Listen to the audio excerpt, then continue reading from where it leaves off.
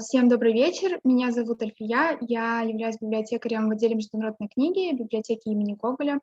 И сегодня у нас посвящена сессия «Круглый стол», как можно его так назвать, Дню молодежи, Международному Дню молодежи. И тема у нас звучит «The Youth of 21st Century». Я также рада вам представить Дильназ Рамакул, нашего волонтера, которая подготовила презентацию, и она в дальнейшем расскажет, что она будет говорить. Дильназ, слово передаю тебе. Спасибо.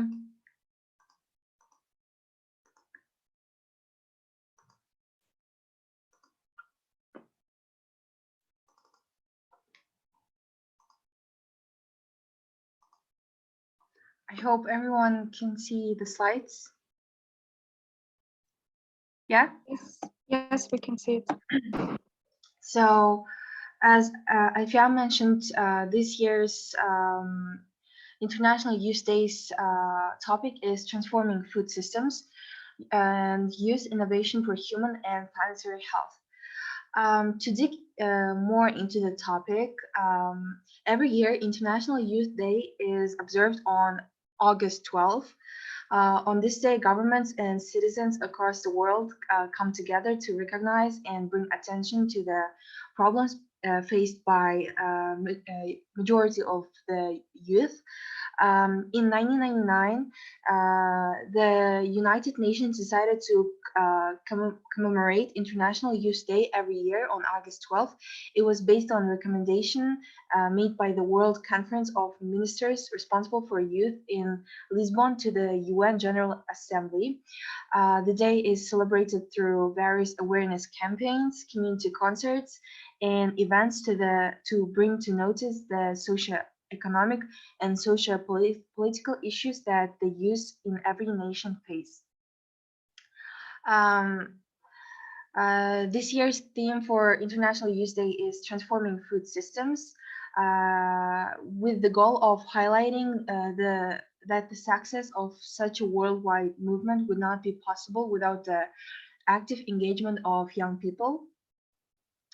And I would like to ask our audience, what do they think about a general food system, and what do you guys think it consists of? You can write your answers in the chats as well.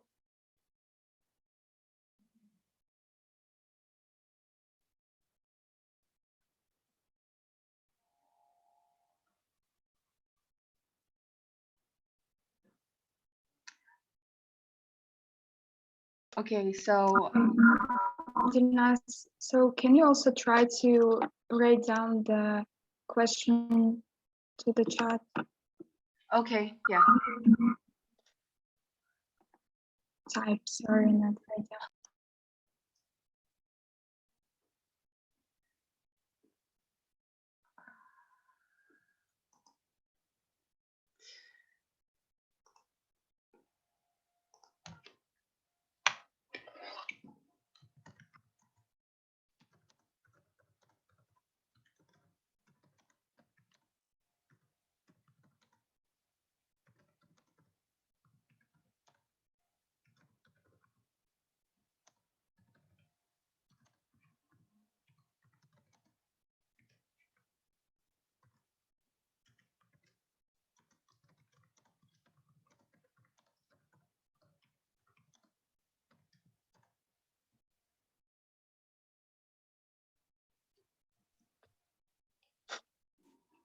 Okay, cool. Maybe they will answer later, so you can continue.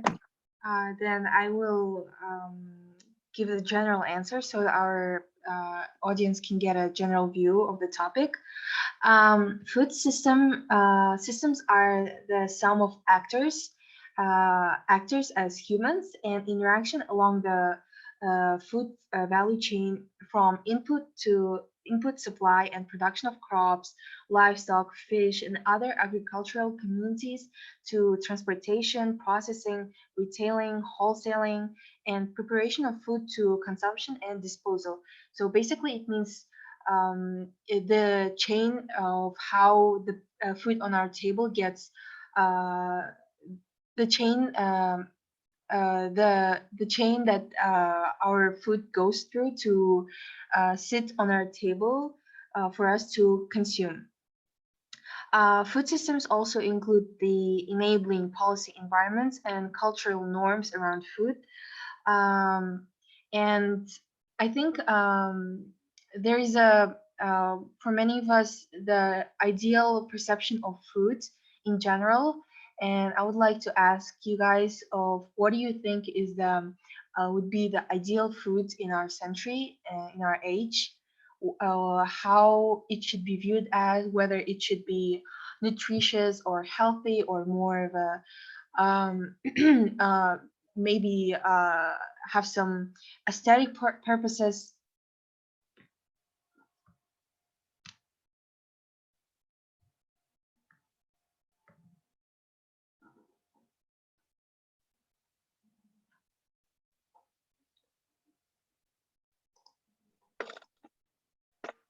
Okay, there is a comment from Nazara. Probably it is about food chains. It's also correct. Okay. So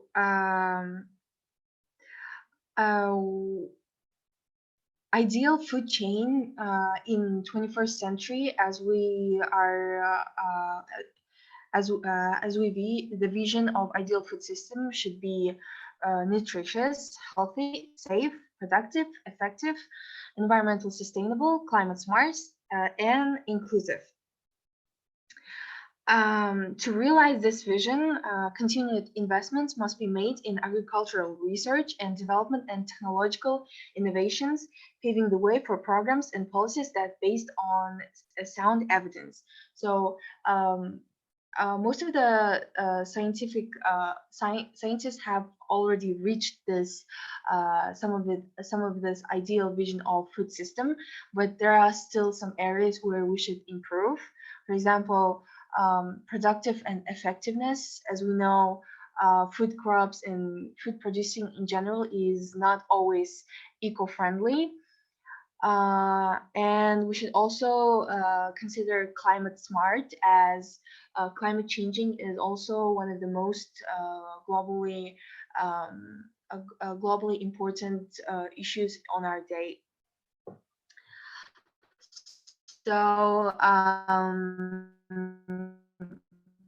So where did this all came from? As we know, we thousands of years ago, we didn't have this kind of all knowledge, and people didn't really cook for themselves and always just hunted. So I was wondering if any of you guys have a vision of how this whole system developed throughout the centuries, and how it became to that level where we have foods from other continents, foods that are genetically modified, and how Earth is able to sustain 9 billion people right now. So any of you guys have any idea?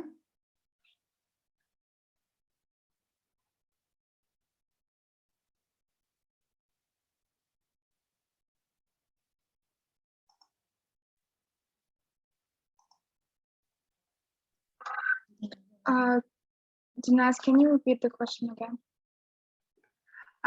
So as we know, we didn't have this ideal vision of food system, and it took centuries for people to develop this food that we eat today. And probably you may have some knowledge behind, like genetically modified foods, or how people started creating this vision of ideal food system, maybe, or how food discoveries were made in the earlier ages. Be totally free to share your opinions.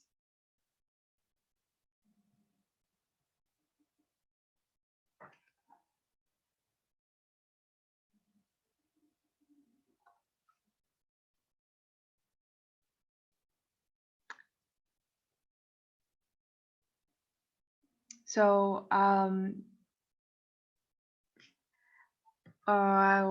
history of food science in general can be divided into three parts. Food discoveries of early people. What do you guys think? How did people from earlier age survived when they had most of the times few things to eat, and that most of the things were not even eatable? I guess Nazira, she wants to add something. Yes. She has raised her hand. Okay, hi, Dilnas. So I would like to add, I think that food from ancient time, when we hunted for this food, becomes dull and untasted. So people decided to be creating more tastiness, doing some, dishes, cuisine, creating national cuisine, then creating for mass product, yes, for more people, not just only for for them, and and supplying for all the population. Okay, thanks. Thank you for your answer, and you're totally right. We didn't have everything prepared for us, and we had to go through a long journey of discovering all this food discoveries, and there is a big history behind the food science as well. So first of all, food discoveries in early people. Throughout most of the history, people have eaten whatever has been naturally available in the areas where they lived. So many people didn't have access to some exotic fruits like we do today, and they barely even could survive by then. Through experimenting natural selection, people discovered plants that are actually tasty, that have some nutritious value, that, for example, that are safe to eat. However, as I mentioned, this variety was limited by locations and seasons. Civilizations then, as they developed, formed water, game, and land that would produce abundant food supplies. And as most of us know, men would be the hunters of their family. They would mostly hunt for the meat, part of the diet, while women and children searched for fruits and nuts. So there were basically equal duties for everyone to search for food. So, and then after some discoveries and after some civilization, invention of modern machines and the development of mass process started to emerge. Have you got any idea of when did it start to develop, like the century, or what exactly happened? Any ideas?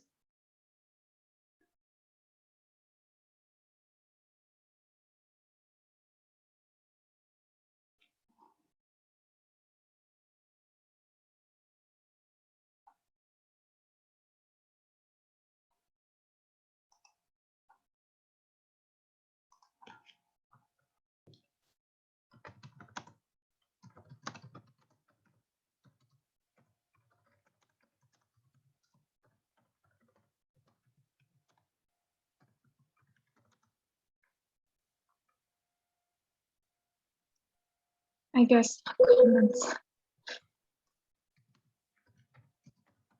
Okay.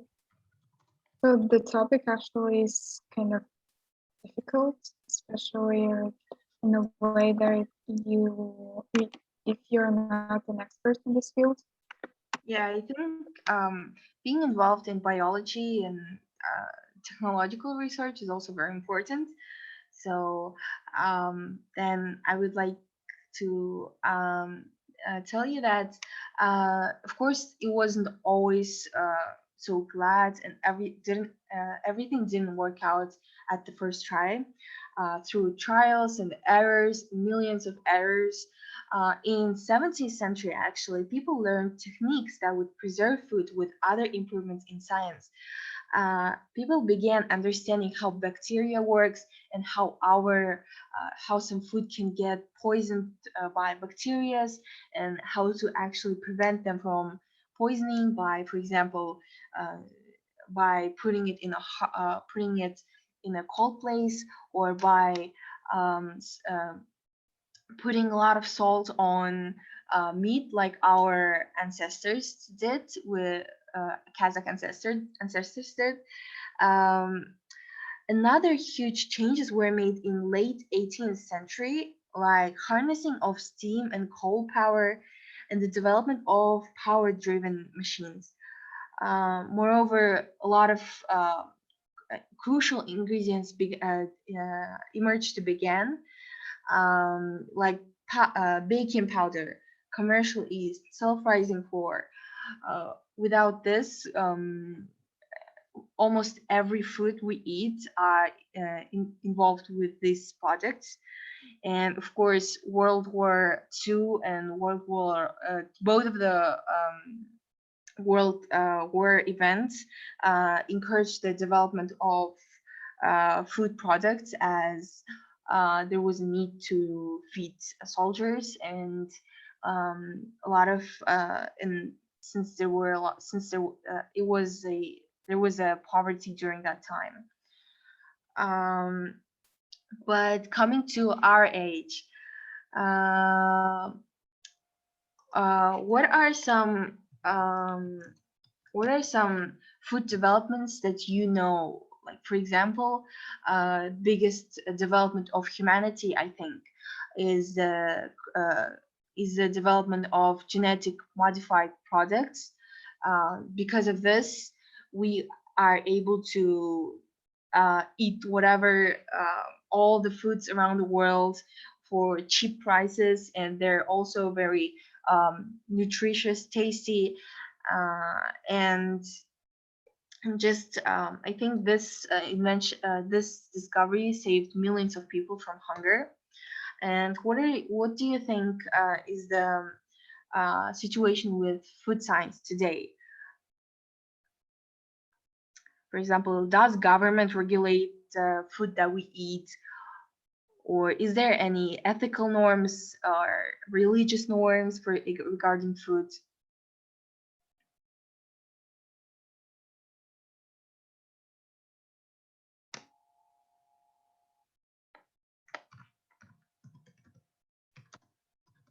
So I can add that the government actually is controlling like the process, especially if you heard the situation when we had with the noodle, Korean noodle ramen, where when so I'll say, so the customers, they were not allowed to export from Korea to Kazakhstan this noodle,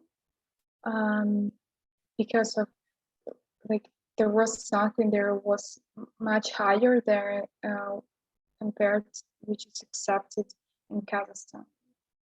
Yeah, it was one of the huge news in TV a few months ago. Also, you probably have seen this kind of improvements, or I don't know if you can say it, if it's improvements, but there are a lot of watermelons without seeds, which really amazes me. And for example, that for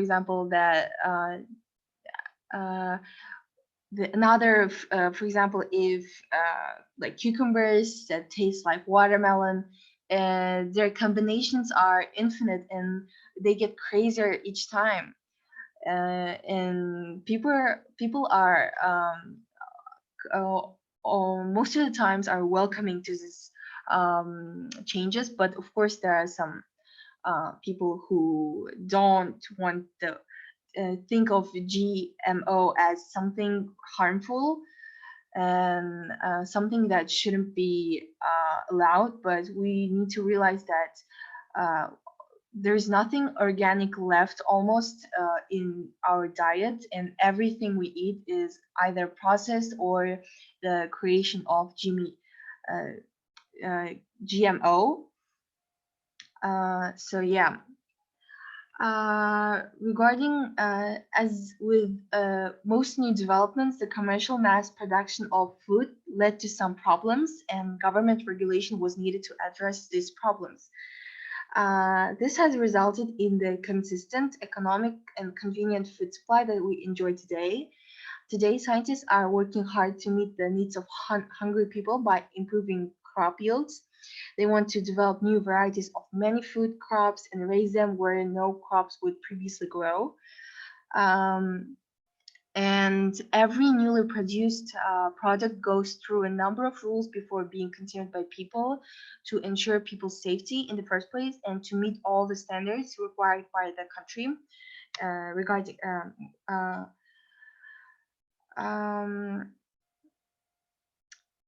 and since nowadays scientists can transfer any kinds of genes from an organism to another, a lot of changes are being done. So the process, as I mentioned, genetic engineering has developed to the point where we have almost no food, no organically produced food left in our diet these days. So, okay. So, but still, there is a lot of concerns regarding transforming food system. One of them, and the most important, would be and why we came here today. The reason why we are discussing this topic is because world population is expecting to be 9.5 billion in 10 years. And this means that we need to feed even more people, that we need even more supplies, more land, more genetically modified food types. And from this problem is another problem emerges as poverty reduction. In third world countries, poverty is a big problem, and there are still people who cannot afford themselves to buy food, and millions of people are just dying from hunger in 21st century. And our goal at the youth is to come up with solutions that would just that would not let this problem become a huge thing. And also social inclusion, healthcare, biodiversity conservation, climate change mitigation, population health. And future scientists' goal is to consider all these concerns and come up with an idea solution that would maybe not solve, but help with the solution to these problems. And there are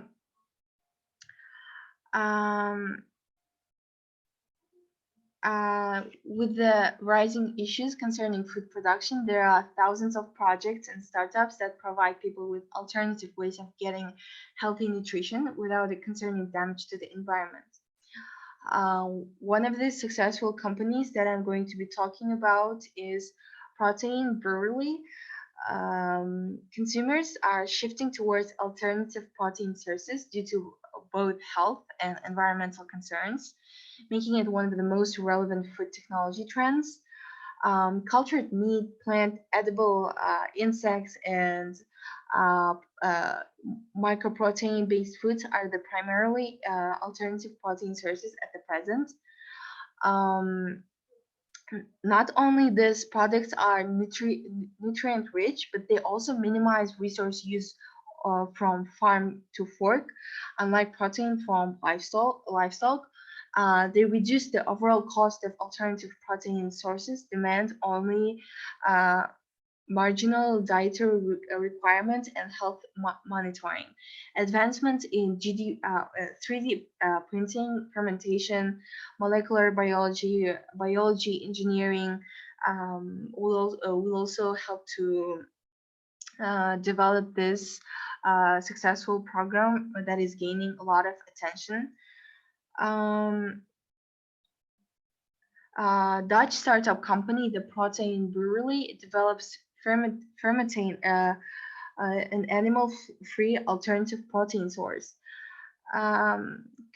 This company contributes to a more sustainable world by developing novel ways of producing food proteins, deploying fermentation technologies using locally produced, non-allergic, and water-efficient crops.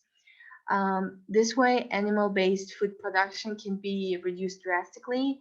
It contributes to the reducing global warming, animal suffering, nitrogen emission, while also providing a solution to a feeding growth population towards 10 billion people in 2050.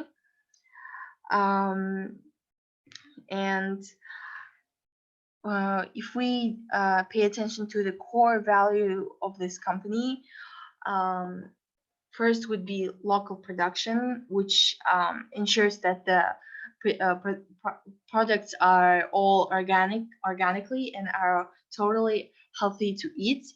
Non-allergic raw materials that allow everyone to enjoy this low-cost and environmentally friendly protein.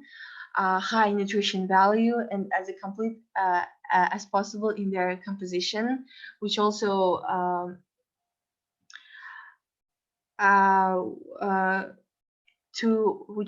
contributes to the physical health of people, maintaining high nutrition value, no excessive salary gaps, to ensure that everyone gets their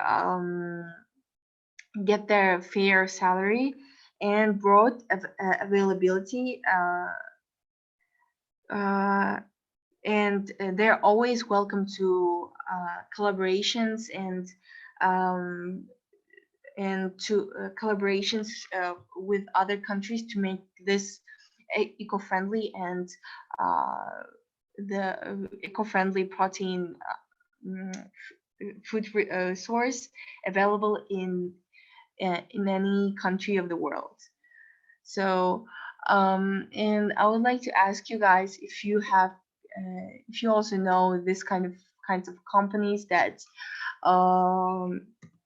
ensures the development of locally produced non-allergic, something like environmentally friendly startups, maybe, or you have like ideas, even crazy ones, you can tell us here.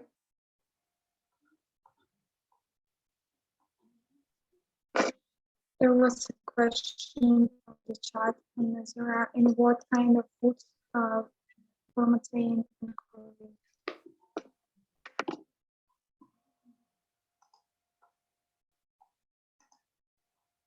In what kind of foods fermenting included? I think this company actually developed fermenting, as I mentioned, and it can be found in any food that they produce. It can be like some burgers, some salads, some any kind of food that we can all enjoy with our friends and family. So yeah.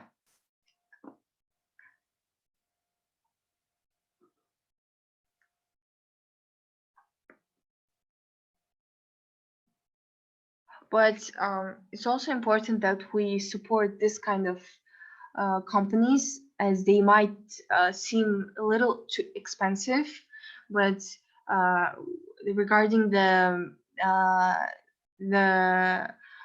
benefit they make for the environment and for people in general, it's our goal to support them and help them to develop globally.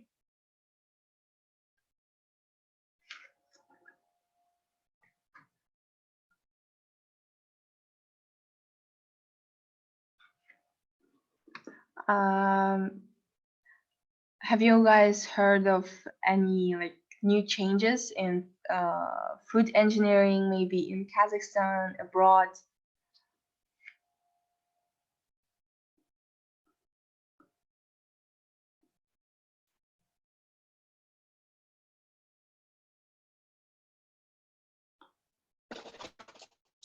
I have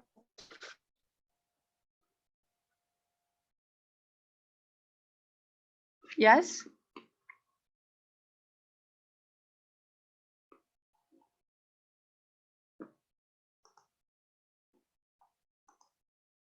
Okay.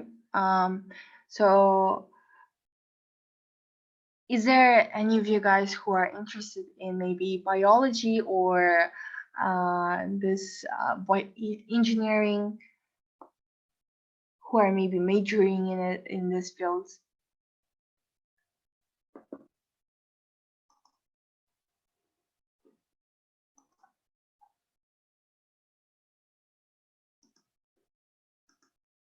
Okay, I think Okay, may I add? So I have a lot of food allergies. Yeah, so probably for me this topic is like appropriate to listen. Yeah, and I may say it about Natija Milk Company. Yeah, their product like stay only for 7 days because the bacteria, yeah, they live only for the week, and then the milk becomes spoiled. Okay, that's it. Okay, maybe answer for my question about Fermotein, this Dutch startup. Maybe there is a period maybe for in dairy products and milk products, because you know there are a lot of people who have an allergy for lactose, for fructose. Yes. So okay, thanks.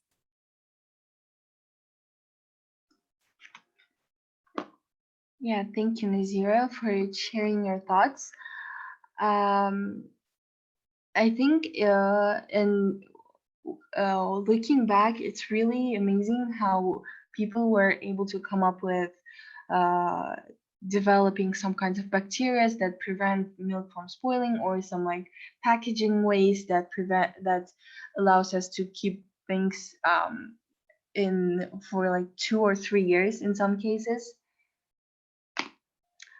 Is there any also of you guys who are maybe some things that you guys admire about this food industry or get surprised each time?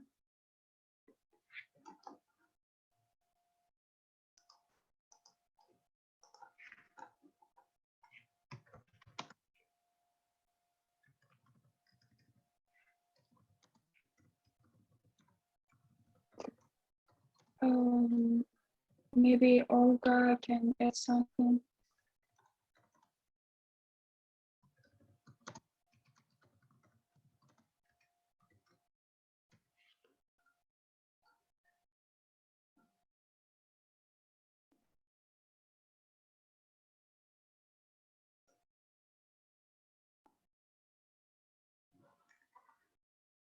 Yeah.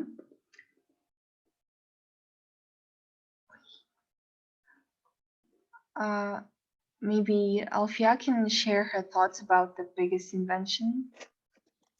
I don't know, like I'm not really into this topic. But it really is fascinating how our bread can last for like 3 days without getting any bacteria developed in them, Yes, or that's how true. can we enjoy fruits and vegetables from other continents without paying tons of money. Yes, there is like another side of this, because like all these chemical elements and stuff, it also not really good for our health. So I don't know. Yeah, It's good, but it's bad at the same time, you know?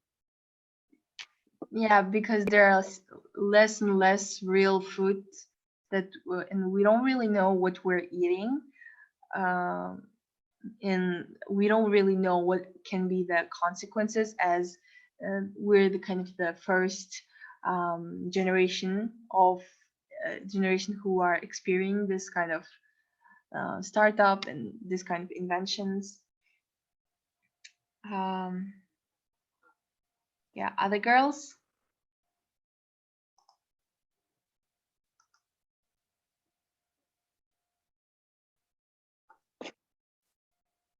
So we will pray for better world around us.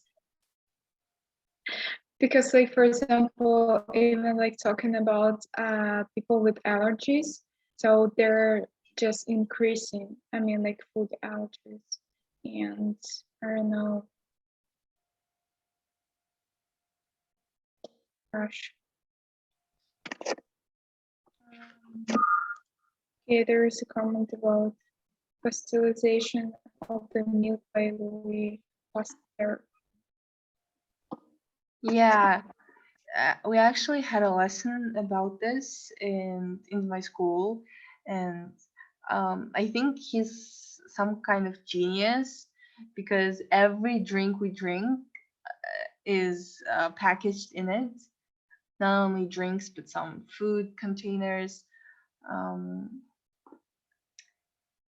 it allowed us to save the milk from expiring for like 2 to 3 years. So I totally agree.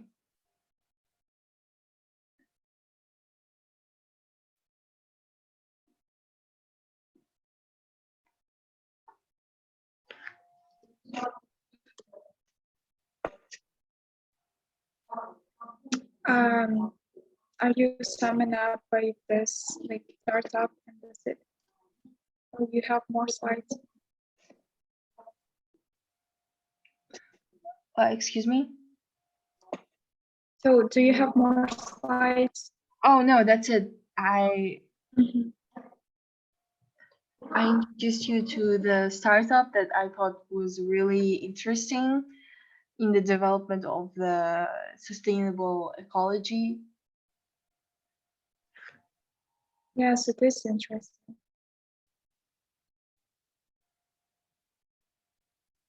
So for now, I think like I should learn more about it because it seems like an interesting topic. Okay, and there's a comment, and maybe lollipop for kids. I know it causes harm, but the way with sugar is genius.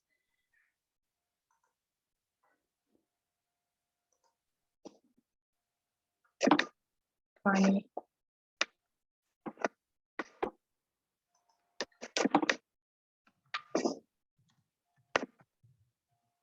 Okay, so Dinas, if there are no more comments and questions and answers, so I guess we can sum up and just finish our session.